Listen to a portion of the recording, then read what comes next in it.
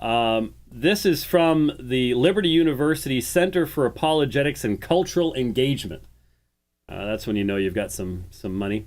And it is Dr. Peter Williams, well-known fellow, being asked a question about evidentialism and presuppositionalism, and must be an American-British thing, I guess. Maybe Van Til's not as well-known over there. I don't know.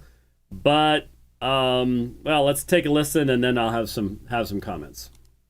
Things that I often get asked is by people kind of getting into apologetics is, what type of an apologist are you? Are you a presuppositionalist or are you an evidentialist? And I often don't really like the question. I wonder what you think about that question.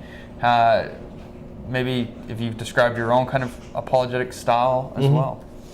Well, I think that we all want to use evidence, and we're all aware that people can have different presuppositions, and so there's a real place for both emphases.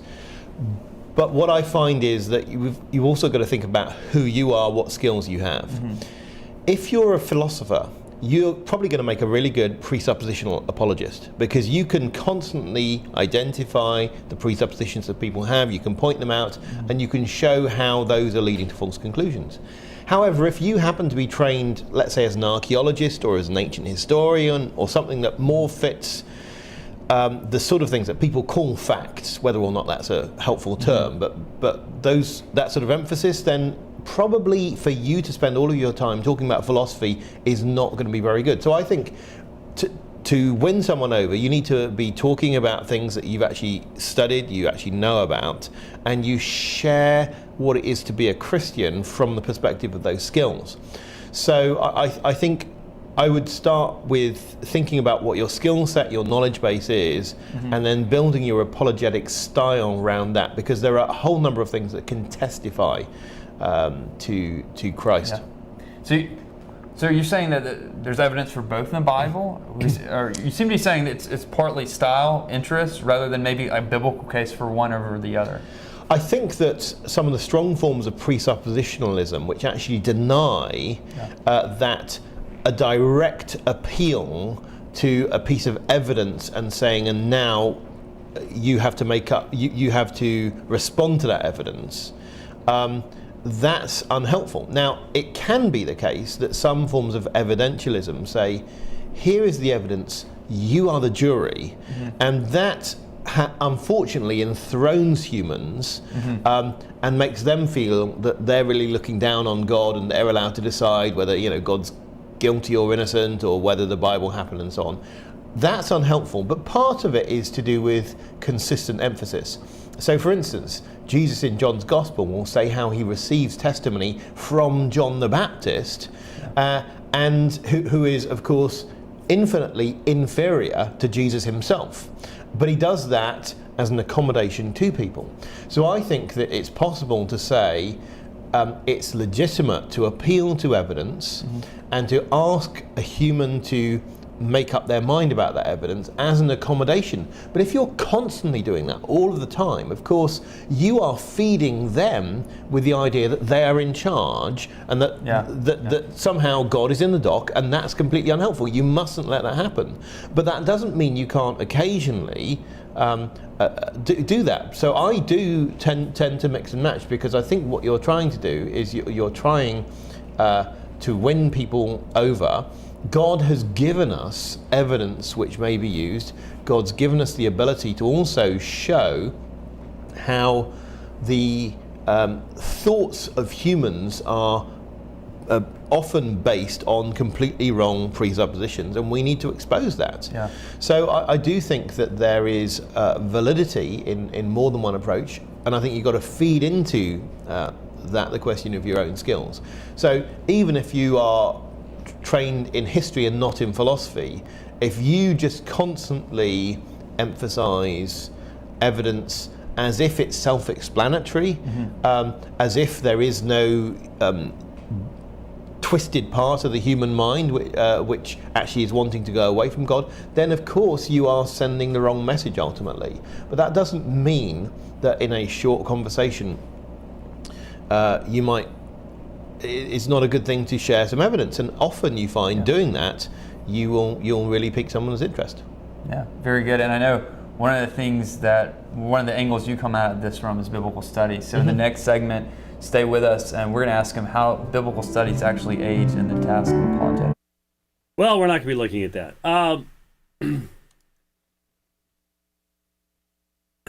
I've really been blessed by some of the stuff that Peter Williams has done. He's done some really great stuff, but I was a little taken aback by this, to be honest with you, because that's not really what the issue between presuppositionalism and evidentialism is about. Maybe as you fly from here to Heathrow, words change meaning and things like that. There is a bit of divide between the United States and Europe and England as far as what is emphasized in theology and theological terminology. And he did say, and I was very thankful he did say this, he did point out that that there is a danger to allowing people to think that they can put, as he put it, put God in the dock. And if you're not familiar with English law, being in the dock is the place where the person answers the questions, and so it could be the accused even.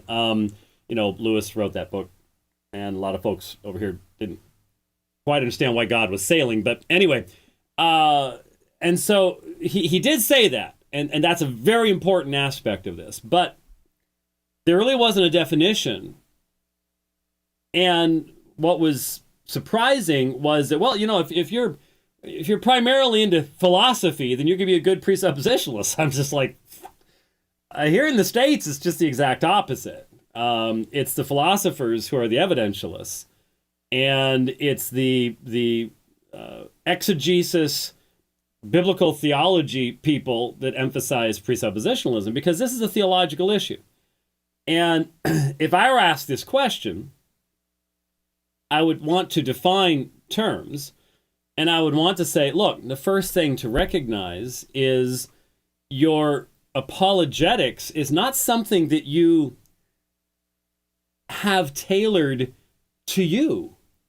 I mean, it almost sounded like apologetics here is like a suit you would wear, okay? And so, I might go to Joseph A. Banks and try to find a jacket that goes particularly well with my bow ties. So it has a little more room up top so my bow ties don't get squished by the collars of the jacket or something. That's not what apologetics is. And it sounded like what Dr. Williams was saying was, well, you sort of got to look at your skill set, and if your skill set is strong over here, then you're probably going to be an evidentialist, and over here, you could be a presuppositionalist. No. There is it's a fundamental truth that apologetics flows from your theology. It is a theological issue first and foremost. And in this instance, if you believe that God has spoken with clarity, if you believe that men are unapologetus, without an apologetic, to quote directly from Romans chapter 1, that the unregenerate man is suppressing, katakanton, holding down the knowledge of God, has exchanged the truth of God for the lie. You have the twisting of the creator-creation relationship. If you believe the anthropology of Romans 1 and 1 Corinthians 1 and 2, and, well, a number of other passages we could come to here. If you believe all of that and take it seriously, then that's going to determine your apologetic. The whole idea of dealing with the presuppositions is simply a recognition of the biblical teaching of who God is and who man is. And the evidentialist doesn't start there. The evidentialist does not start with a recognition that the lost man is unapologetus, that the lost man's thinking has been darkened by his rebellion, and therefore is not, never, cannot ever be in a position of neutrality to examine evidences that are to be given to him. He's already suppressing evidence. You give him more evidence, he's just going to suppress that too. And so it's a theological issue. It's looking at what the Bible teaches about man, and of course, from another perspective, it's just taking seriously the apostolic approach. You just don't find the apostles setting man up as the final arbiter of all things. You don't find the apostles there. And there were plenty of people in Paul's day who exalted philosophy and the mind of man and all that stuff. Plenty of people. You just don't find the apostles bowing down to that and going, well, okay, and we'll try to, I'll try to convince your almighty free will and your great mind that is untouched by sin and rebellion. That's just not how the apostles did it. That you just don't find any examples of that. So the issue is, are we as Christians going to recognize there is no neutrality? If what we believe is true, then every breath the lost person takes, every beat of his heart, every exchange of oxygen across the cellular barriers in his brain that even allows him to think, the electrical impulses that allow the functioning of the synapses and all the rest of that stuff in his brain, all of that points to a creator, and all of that comes from the hand of God. And we cannot pretend that that's not the case. We cannot go, well, I'll lay that aside for now. Hopefully we'll get back to that. I'll reason you to that point. It's not possible. There is no neutral ground. Any fact that is a fact because Jesus made it a fact. And I am not going to be the one who is going to pretend that those are not Jesus facts until 27 arguments down the road, where finally somebody goes, hey, wait a minute. If you're telling me this Jesus is who you say he is, then you were lying to me 27 arguments back when you said, let's pretend that there's a neutral ground. Yeah, I was. Pretty cool, huh? I don't see how that's possible for a Christian to do that. And so presuppositionalism is just simply allowing God to be God and the Bible to be the Bible and theology to be theology and apologetics to be determined by the meaning and the content of Christian theology itself.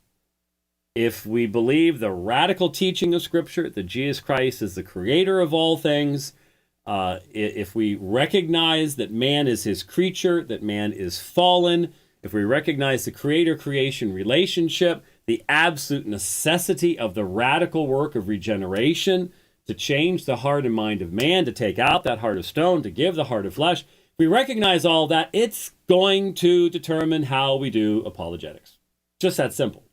Just that simple. It's not a suit that you go, well, I'm 32, 30, and once in a while 31, and so we'll go with this color and that, and now that I shave my head, then we don't have to worry about the hair color. Nah, it's not looking at yourself and going, well, I think my skill set would fit into this realm. No. Apologetic methodology flows from your theological commitments. And there's nothing more painful for me than when I go out and I listen to people speaking, and it is just so painfully obvious that they have developed their apologetics from watching YouTube, reading some books, and there is this chasm between their theology, the church they go to, what's taught there, and how they do apologetics. And it's just a matter of time until they run into somebody that's bright enough and sharp enough to point that out. And while you may not be impressed with a lot of the atheists you've listened to, and I should have queued this up, I forgot to do it. Could have illustrated this from a audience question in the debate that took place at the Bonson conference over in California last week, over the weekend, I guess. Jeff Durbin and Saitem Bruggencate were involved, and the pastor of the church who was hosting it, I don't remember his name. They were the Christians, and there were these three atheists I'd never heard of before. In fact, most of the advertisements had been some atheists. They had a debate on the existence and attributes of God, which was, basically a free-for-all. And but those particular atheists were not reflective enough to be able to identify the contradiction between a person's theology and their apologetic methodology. Those guys weren't, but there are some that were. There are some out there that can point that out, and so you may get away with it for a while. You may just blissfully get along with, you've got your apologetic over here, your theology over here. The one did not arise out of the other, and so there's this chasm in between. But eventually, you're going to run into somebody that's going to cause you to look right down that chasm and go, "Oh, I got a problem here." And if you're in a public situation or something, well, that's not good. That's not good. So like I said, I was a little taken aback by Dr. Williams. It did not strike me that maybe Van Til has been something that he has read or encountered or done any work. I don't know. He's done some great stuff. But I was, like I said, taken aback a little bit by that particular